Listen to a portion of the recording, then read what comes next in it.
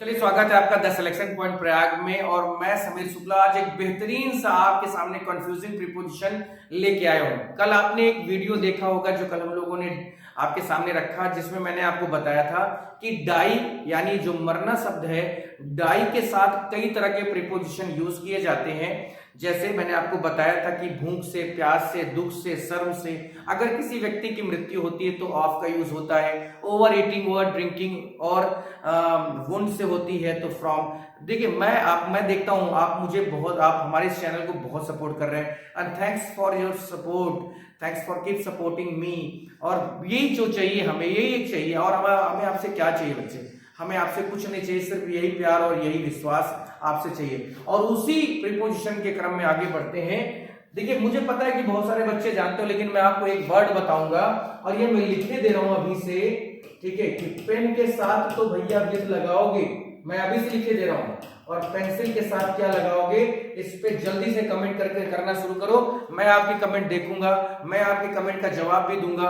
The selection point Prayag इस आपके comment का जवाब जरूर देगा, ठीक है? याद रखिएगा, जो मैं बोलने जा रहा हूं मुझे पता है कि मेरे वो बच्चे जो पढ़ते हैं ऑफलाइन, उन सबको पता है ऑनलाइन वालों में क्या दम है, वो भी हम देख लेते हैं। तो चलिए, देखिए, विद का मतलब होता है से या के द्वारा, और बाई का मतलब भी होता है से या के द्वारा।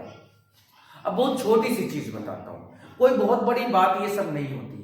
अब विद का मतलब वो बच्चा जो केवल ये जानता है कि सर विद का मतलब तो सर साथ होता है सर, हमको तो इतना पता है सर। तो मेरे बच्चे, तुम अभी भी बच्चे ही हो, कब बड़े होगे, बड़े हो जाओ तो तभी तो कुछ समझ में आएगा भैया मेरे। तो विद का मतलब साथ तो होता ही है, लेकिन विद का मतलब मैं यहां किसकी बात कर रहा हूं, से या के द्वारा।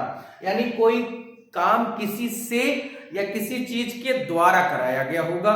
तो कहां पर विद की यूज करते हैं, कहां पर बाई का यूज करते हैं? तो आ जाओ मेरे शेरों मैदान में। विद का यूज याद रखना कि हमेशा हमेशा इंस्ट्रूमेंट या टूल की सहायता, इंस्ट्रूमेंट यानी यंत्र या औजार या हथियार, ठीक है? यंत्र या औजार या हथियार की सहायता से जब किसी काम को किया जाता है बच्चे, तो वहां पर विद का यूज करते हैं। और जब हम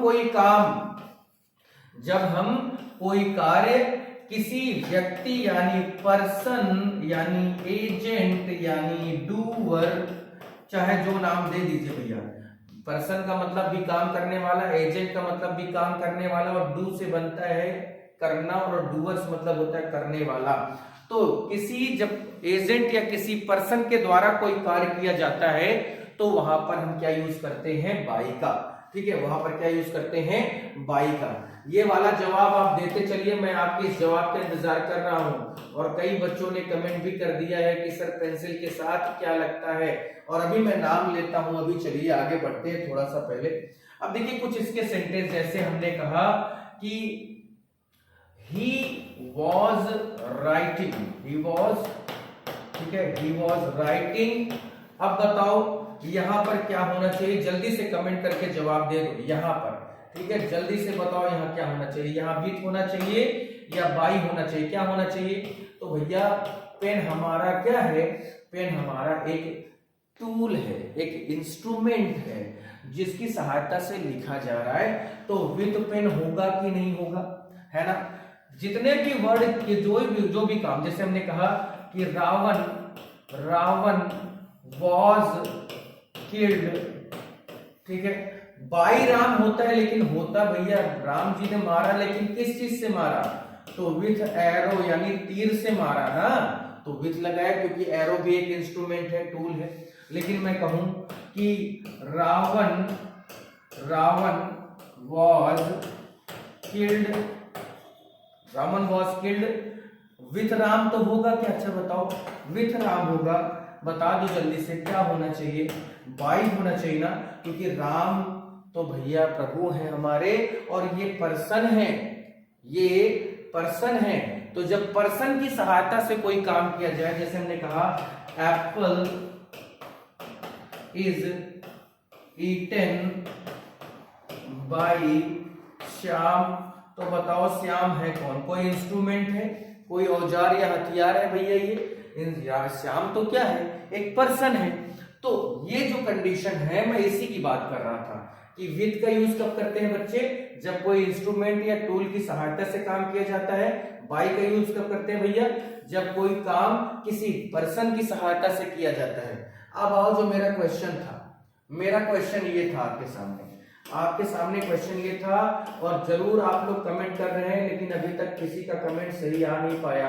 अब मैं आपको बताता हूं कि पेन के साथ तो भैया हमने विथ लगाया था, पेंसिल के साथ क्या लगाओगे बाबू, क्या करोगे करेजा, बताओगे जल्दी से कुछ तो समझ लीजिए। आइए इधर आइए। हमें पता है कि आपकी हर समस्या का समाधान, आपको भी पता है कि आपकी हर समस्या का समाधान 10 सिलेक्शन पॉइंट प्रयाग में ही मिलेगा और कहीं नहीं मिलेगा, क्योंकि यहाँ की टीम में वो दम है कि हर एग्जाम, जो एग्जाम हो जाए, जितने होते हैं, ऐसा कोई एग्जाम नहीं है जहां पर 100 तो मतलब मैक्सिमम जाने ही जाने हैं। अभी सीजीएल का रिजल्ट है, आपको पता है लगभग 70+ लड़का हमारे यहां से सिलेक्टेड हुआ सीजीएल टियर 1 में। ऐसा कोई हमारे यहां पर all India rank holder Deepti Kesarwani 57 rank हो पाई है ऑल इंडिया में, हमारे यहाँ की बच्ची है। हमारे जो नाम है ना, ये नाम में इतना दम है, नाम लिखा है सिलेक्शन पॉइंट। अब आप इस नाम से पढ़िए, इस नाम की गहराई को समझिए कि जो भी यहाँ बच्चा आता होगा वो कैसा होता होगा, हम उसे किस तरह से बाहर लेके जाते हैं, कितनी दूर तक लेके जाते हैं, आप वो सोच नहीं सकते। और कभी अगर आपको समय मिले, कभी आप प्रयागराज आए, तो एक बार इस चैनल के जो नाम है ना 10 सिलेक्शन पॉइंट, उस पर भी आइएगा। झलवा IIIT चौराहे के पास आपकी ये कोचिंग है, आप आइएगा और एक दिन ये तो ऑनलाइन है, आप कभी ऑफलाइन पढ़ के देखेंगे ना, झूमेंगे, हर वो दूसरी चीजों के बारे में भूल जाएंगे जो आज तक आपको परेशान करती आई है। ये है हमारी खासियत, ठीक है। अब देखिए पेंसिल के साथ क्या यूज किया जाता है, तो याद रखिएगा मेरे बच्चे, बात को बहुत अच्छे से याद रखिएगा कि पेंसिल के साथ हमेशा इन का प्रयोग किया जाता है। हर बच्चा जानता है कि टूल तो भैया पेंसिल भी है, लेकिन विथ क्यों नहीं आया, तो अनकाउंटेबल नाउन होने की वजह से। अब इसके बारे में बहुत डिटेल से चर्चा करेंगे तो बड़ा समय हो जाएगा, और आपका मैं ज्यादा समय नहीं लूंगा। आपको पता है कि आपके समीर शुक्ला सर कितनी तरह से, कैसे आपका टाइम बचाते हैं, आपके डेटा को बचाते हैं, और I think it's enough to learn something about preposition to और बाय, विद और by.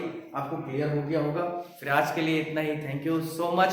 Please keep supporting the selection point Prayag and thanks for showing your love to the selection point Prayag. आज के लिए इतना ही। Thank you. प्लीज दोस्तों को जरूर शेयर करिएगा, शेयर जरूर करिएगा।